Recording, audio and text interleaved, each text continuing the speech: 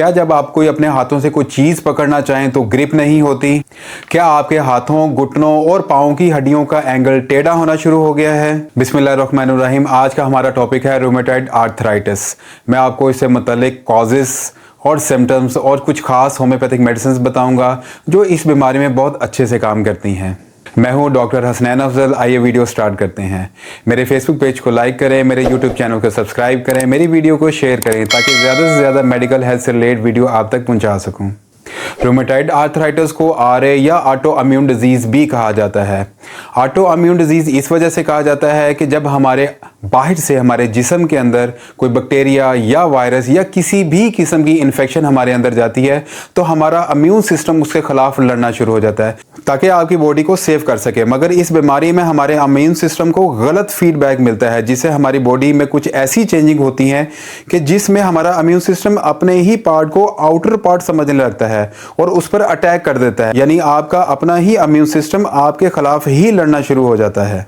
इसलिए इस डिजीज को ऑटो इम्यून डिजीज कहा जाता है। जब ये बीमारी आपके अंदर एक्टिव होती है तो ये आहिस्ता आहिस्ता एक से दूसरे ज्वाइंट में मुंतकिल होना शुरू हो जाती है और ये आपके ज्वाइंट में लिगमेंट्स, टेंडन्स, बोन, कार्टिलेज और इसके अंदर एनाटोमिकल पोजीशन और स्ट्रक्चर तब्दील होने लगते हैं और इसकी वजह से जो अलामात जाहिर होती हैं आपके जिस्म के अंदर तो उसको रूमेटॉइड आर्थराइटिस कहते हैं और ये आपके दूसरे ऑर्गन पे भी अटैक कर सकती है। मिसाल के तौर पर आपके गुर्दों पे, आपके फेफड़ों पे, आपके हार्ट के ऊपर और आपके लिवर के ऊपर। अगर सिम्टम्स की बात की जाए तो इसकी सबसे बड़ी सिम्टम एक ये होती है कि पेशेंट जब सुबह के टाइम उठता है उसका पूरी बॉडी में जकड़न और स्टिफनेस महसूस होती है।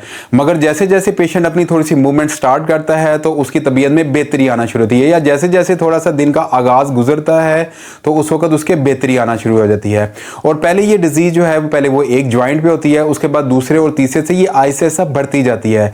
ये आपके हाथ की उंगलियों में, आपकी कलाई में, आपके कोहनियों में, आपके घुटनों में, आपके एंकल में, आपकी पाँव की उंगलियों में थोड़ी थोड़ी सूजन भी होना शुरू हो जाती है और दर्द के साथ, सूजन के साथ फिर हल्का हल्का पेशेंट को बुखार भी होना शुरू हो जाता है जिसके साथ पेशेंट को उठने में, बैठने में, चलने में काफ़ी दिक्कत का सामना करना पड़ता है।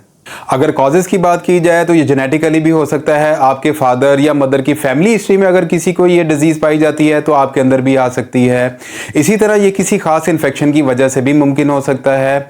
और जैसा कि मैं पहले आपको बता चुका हूँ ये ऑटो इम्यून डिजीज़ है, यानी कि आपका अपना ही इम्यून सिस्टम आपके बॉडी के पार्ट्स के अगेंस्ट काम करना शुरू कर देता है। अगर परहेज़ की बात की जाए तो ऐसी खाने वाली अशिया जिसके अंदर मक्खन या फिर बहुत ज़्यादा घी पाया जाता है या बहुत ज़्यादा मीठा पाया जाता है और बाज़ार की पैक बिस्किट और चिप्स वगैरह, जैसा कि मैंने आपको कुछ ऐसी चीज़ें बताई हैं जो आप नहीं खा सकते, मगर इस डिज़ीज़ के अंदर पेशेंट अपने बारे में ज़्यादा अच्छा जानता है कि कौन सी चीज़ उसको सूट कर रही है या नहीं। मिसाल के तौर पर कुछ ऐसे पेशेंट होते हैं, मिसाल के तौर पर उनको चावल या दही, बाज़ ऐसे पेशेंट हैं उनको खाने में कोई दिक्कत नहीं होती और बाज़ ऐसे पेशेंट होते हैं जिनको खाने के बाद उनकी दर्द और सूजन में इजाफा हो जाता है।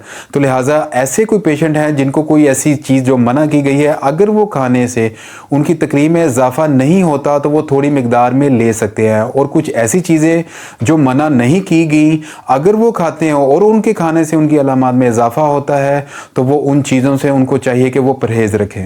इन्वेस्टिगेशन के अंदर हम ब्लड से जो है वो सीबीसी टेस्ट और साथ ESR, CRP test, RA factor और इस बीमारी में कुछ एक्सरे भी करवाए जाते हैं, क्योंकि जब ये पेशेंट के अंदर बीमारी काफ़ी टाइम से रहे तो पेशेंट के घुटनों या हाथों या पाँव के जो एंगल होते हैं वो टेढ़े होना शुरू हो जाते हैं और डायग्नोज करने के लिए हमें एक्सरे करवाने पड़ते हैं। यहाँ पे मैं मजीद बात बताता चलूँ कि ऐसे पेशेंट जिनके अंदर ये सिम्टम पाई जाती है उनको चाहिए कि जल्द अज जल्द अपना ट्रीटमेंट स्टार्ट करवाएं, क्योंकि जितनी आप देर करेंगे इस डिज़ीज़ के अंदर उतना ही इस बीमारी का दायरा कार बढ़ता चला जाएगा। अब मैं आपको कुछ बेस्ट होम्योपैथिक मेडिसिन बताऊंगा जो इस बीमारी पर बहुत अच्छे से काम करती है। रेस्टॉक्स 200 और ब्रायोनिया 200 ये पेन किलर भी इस्तेमाल होती हैं एज और ऑटो इम्यून डिजीज़ के हवाले से ये बहुत ही अच्छी मेडिसिन है। कालोफाइलियम 30 जिन पेशेंट्स के स्मॉल जॉइंट्स में पेन रहता है उनके लिए बहुत अच्छी मेडिसिन है। बड़े जोड़ों में दर्द हो और आवाज़ आए और कड़ कड़ की आवाज़ आए, ख़ास तौर पर हड्डी का एंगल तब्दील होना शुरू हो जाए, ऐसे पेशेंट्स जिनके अंदर ये सिम्टम है उनके लिए कास्टिकम 30, कोलशिकम 30 आरए फैक्टर की बहुत ही बेस्ट मेडिसिन है।